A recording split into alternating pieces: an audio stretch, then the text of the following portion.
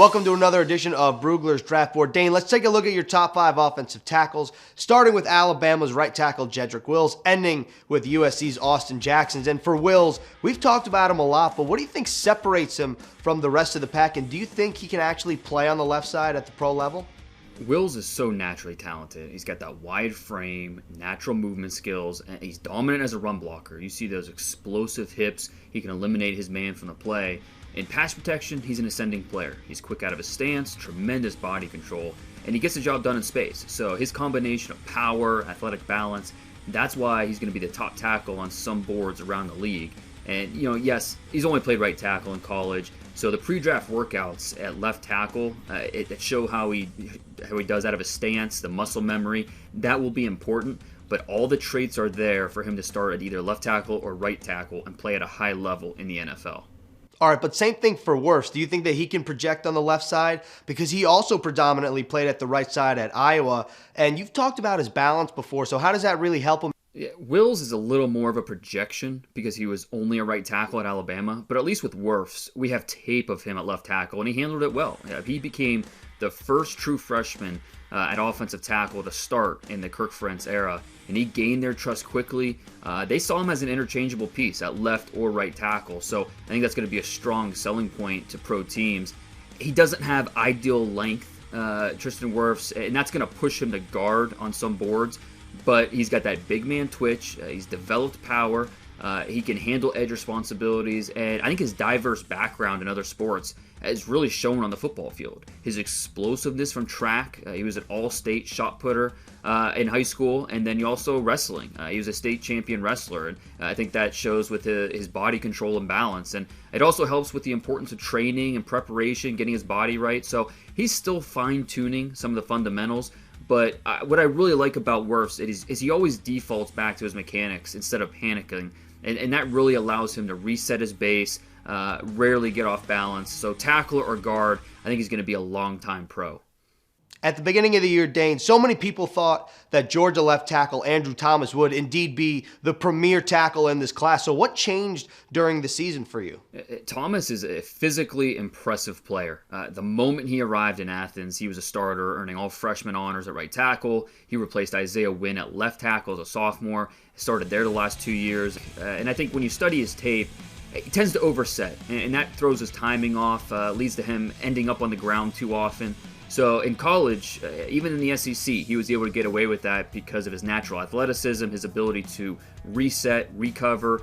Versus NFL speed, it's going to be a different story, and he really needs to shore up his timing, his mechanical issues to maintain a better balance, a better base if he's going to make it outside as a tackle. Some teams might even want to move him inside to guard. But it was Thomas who won the SEC Jacobs Trophy, which goes to the SEC's top lineman as voted on by the coaches. So that tells you the type of impact that he's had on the rest of the league. So clearly the biggest thing about Makai Becton is that he's a mountain of a man, Dane. So how rare is it for somebody to move like he can at his size? The words light feet are rarely associated with a 360-pound human being, but that's the case with Becton. And it's not just his feet. He's twitched up. He's got the body flexibility where he can react to whatever the action requires. Former Louisville head coach Bobby Petrino said they knew they really wanted to offer him a scholarship when they saw him do reverse dunks on the basketball court in high school. So this is just a rare athlete for his size, and it shows on the football field. Dane, it feels like Austin Jackson's the premier tackle in the second tier. So do you only see him being on the Jets' radar if they trade back?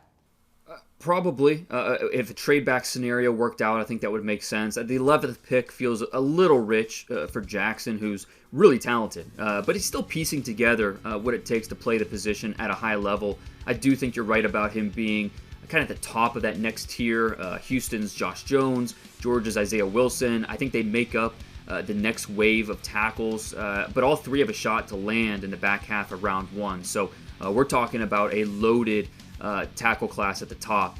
We have the 4 guys that we talked about in the first tier, these next 3 guys in the second tier, and so a lot of tackle-needy teams are going to be happy about what they could possibly get in the first round at offensive tackle. All right, Dane, so realistically speaking, if the Jets in fact do stay at 11, which one of these tackles do you think is in play?